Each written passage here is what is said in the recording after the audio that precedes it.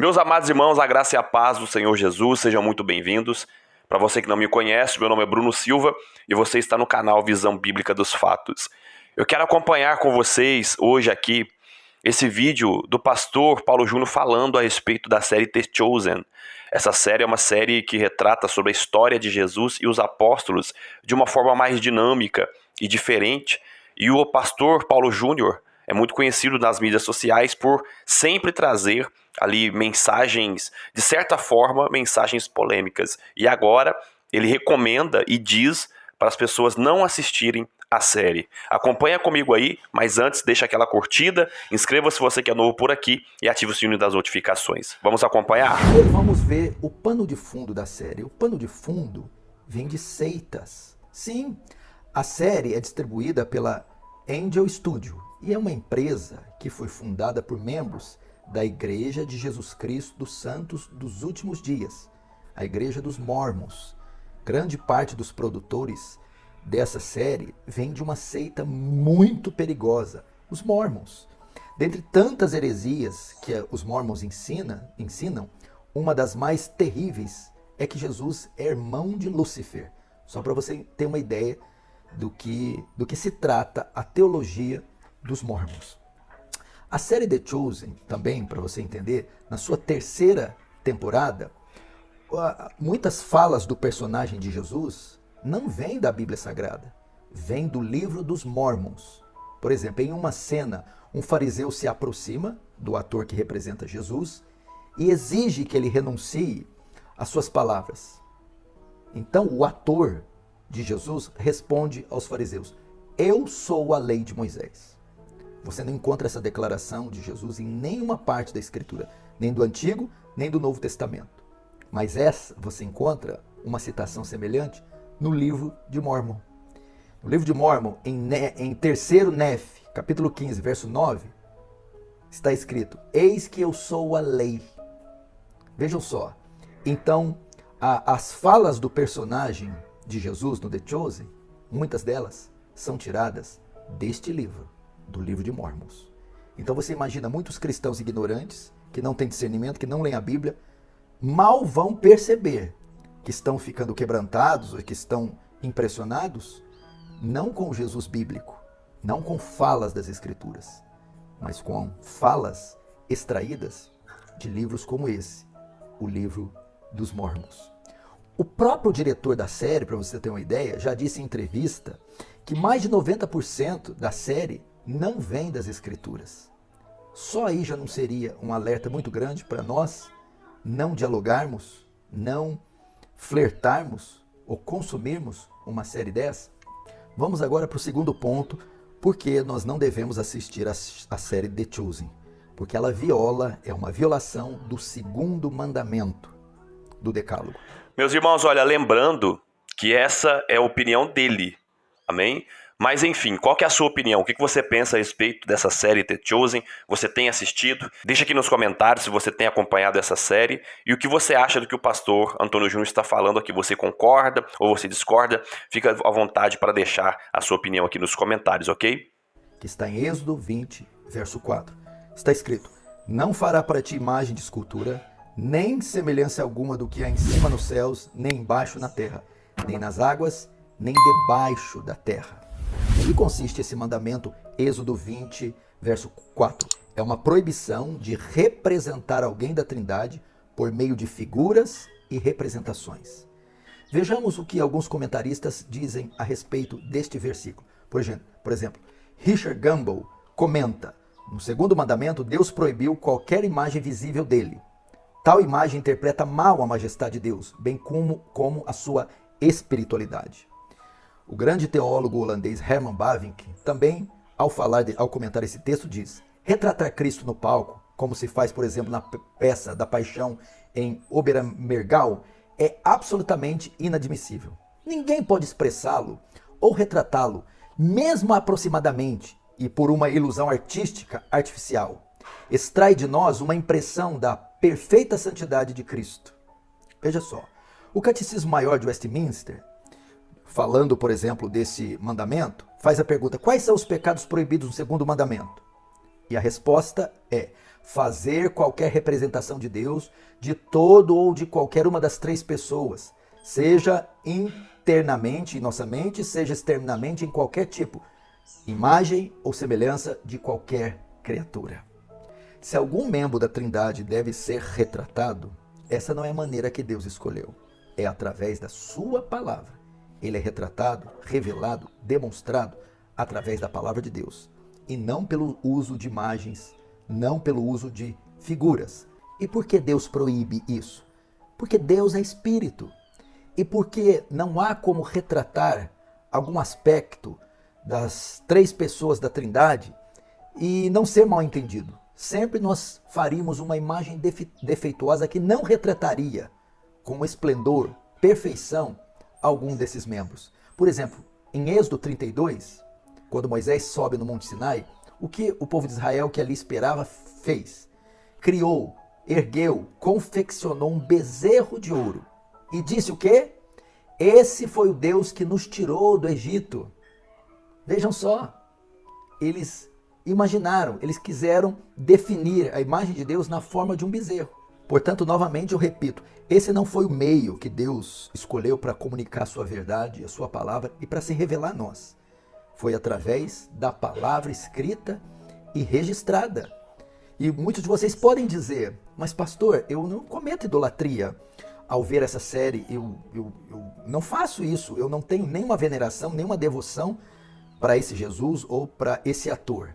Entretanto, isso é o que invariavelmente acaba acontecendo. Nós associamos o Jesus bíblico àquele personagem que é retratado nas orações, nos nossos pensamentos, na nossa devoção ao Senhor. Invariavelmente, essa imagem, que é uma imagem muito aquém do que a Bíblia prescreve sobre Jesus, é que vai ficar gravada. E na verdade, ao estarmos orando, adorando, louvando, quando nós associamos com essa imagem, o que está sendo feito é cometendo idolatria. Porque ao adorar alguém que nós limitamos na imagem desse personagem, nós não estamos adorando o Deus revelado na Escritura, nem o Cristo revelado na Escritura. Vamos agora para o terceiro ponto, porque eu acredito que nós não devemos assistir à série The Chosen, porque ela fere a suficiência das Escrituras. O que é a suficiência das Escrituras?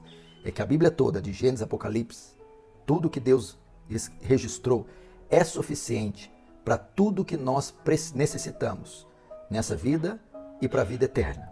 E nada pode se acrescentar a ela. Nesse sentido, a série The Chosen fere a suficiência porque ela acrescenta à Escritura aquilo que a Escritura não registrou. O que Deus julgou necessário, Ele falou por sua palavra. Se Ele quisesse apresentar fatos e falas que a série The Chosen apresenta, Ele teria feito e teria sido registrado. 2 Timóteo capítulo 3, verso 16, é o texto áureo sobre a suficiência das Escrituras. Está escrito, toda a Escritura é inspirada por Deus e útil para ensino, para repreensão, para correção, para educação na justiça, a fim de que o homem de Deus seja perfeito e perfeitamente habilitado para toda obra. Então a Bíblia, e só o que está na Bíblia, é suficiente para conversão, para a vida de piedade, para o crescimento e a maturidade espiritual, para a exortação, para o consolo e para tudo que nós necessitamos nessa vida. John Frame, comentando sobre a suficiência das Escrituras, diz: as Escrituras contêm todas as palavras divinas necessárias para qualquer aspecto da vida humana. Wayne Grudem, outro teólogo, diz: a suficiência das Escrituras significa que as Escrituras contêm todas as palavras de Deus que precisamos para a salvação, para confiar nele perfeitamente e para obedecê-lo perfeitamente. Veja só, e a série The Chosen comete um erro gravíssimo. Para ter popularidade, ou para ter mais mídia, ou para ser mais agradável, ela coloca dezenas, centenas de inserções, acréscimos às passagens, às histórias, aos textos, que não estão registrados. Isso faz da série uma série de um evangelho apócrifo. É uma série apócrifa. O que é apócrifo? São escritos que não têm autoridade e não têm inspiração divina. Não fazem parte do cânon das Escrituras. E é isso que a gente vê na série The Chosen. Em Romanos 10:17 diz o quê?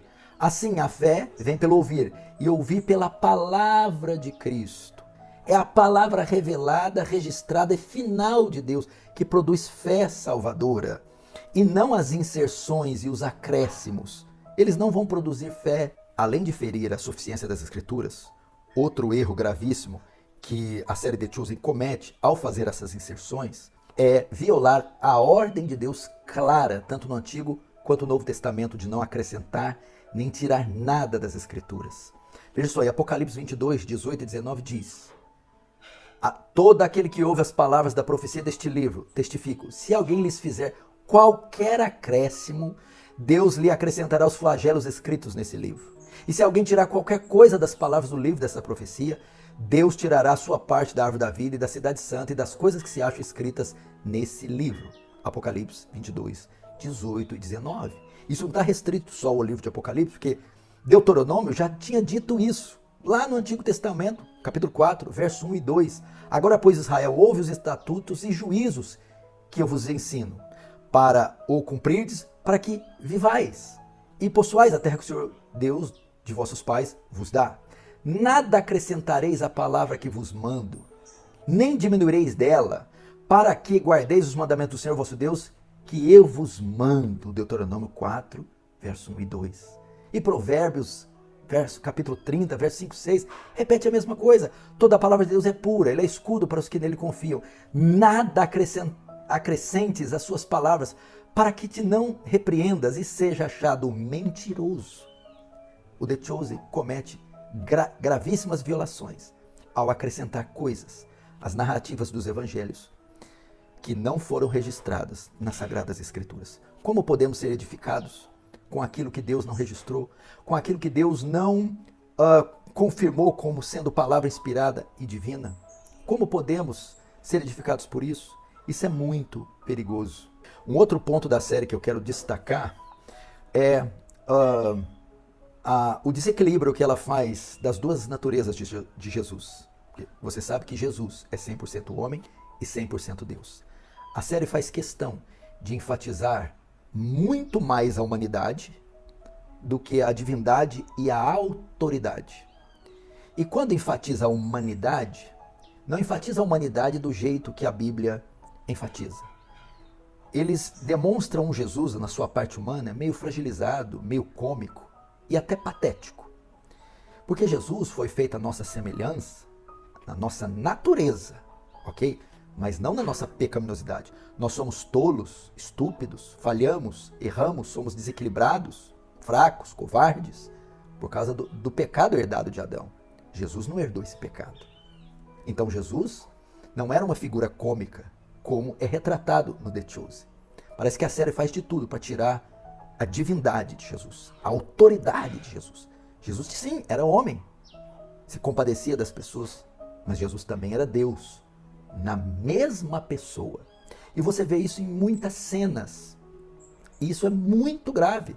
Se você pode procurar aí na cena de Nicodemos, que está tratada em João, capítulo 3, que Jesus vai dizer para Nicodemos nascer de novo. Tem um momento da cena que Nicodemos se ajoelha diante de Jesus. E sabe o que acontece? Jesus fica constrangido e pede para Nicodemos se levantar. Não precisa disso. Que é isso? Como se Jesus rejeitasse a adoração. Como se aquele fosse só o amigo um pouco mais sábio de Nicodemos. Não, aquele que estava diante de Nicodemos era Deus. E Jesus, sendo Deus, recebe adoração com absoluta certeza. Você pode ver isso em Marcos, capítulo 1, verso 40, o leproso chegou diante dele, prostrou e o adorou de joelhos, porque ele é Deus. Então você vê nitidamente nessa cena, querendo diminuir a autoridade e a divindade de Jesus. Há uma outra cena muito trágica também, de Jesus e a mulher samaritana se encontrando no poço. Então eles começam um diálogo. E quando Jesus dirige para a mulher samaritana, ela diz, como é que você, sendo judeu, fala comigo, sou samaritana? E sabe o que eles colocam? O que o personagem de Jesus na série fala para a mulher samaritana quando ela diz isso? Me desculpe. Me desculpe. Como se Jesus errasse. Só pede desculpa, só pede perdão para alguém aquele que falha, aquele que peca, aquele que erra. Veja só, acreditando o erro, como se Jesus se precipitasse, como se Jesus não fosse onisciente. Então fere duas coisas aqui. Tira a divindade de Jesus, a onisciência, porque Jesus sabe tudo. Então ele não pode se equivocar. E segundo, atribui a Jesus pecado, atribui a Jesus falha, erro. Isso é muito grave, é só você colocar na internet aí a cena de Jesus e da mulher samaritana. Segundo aos Coríntios 5,17 diz, segundo aos Coríntios 5,21 diz, aquele que não conheceu o pecado, por nós se fez pecado para que nós fôssemos a justiça de Deus. Aquele que não conheceu o pecado. Jesus jamais conheceu o pecado. Em João também diz, eu e o Pai somos um. Em João 14, Jesus diz para Filipe, quem vê a mim, vê o Pai. Jesus é divino. Jesus é Deus. Jesus, em Mateus 28,18 diz, toda autoridade foi me dada no céu e na terra. Ele não é patético como esse Jesus de Chose. Ele não é fragilizado, não é palatável. Ele é cheio de dignidade, de temor, de autoridade. Cale-se diante dele toda a terra. A humanidade de Jesus não tira de Jesus sua honra. Não tira de Jesus sua divindade, sua santidade, sua autoridade. Para mais vídeos como esse, deixa sua curtida nesse vídeo, inscreva-se no canal e ative o sininho das notificações.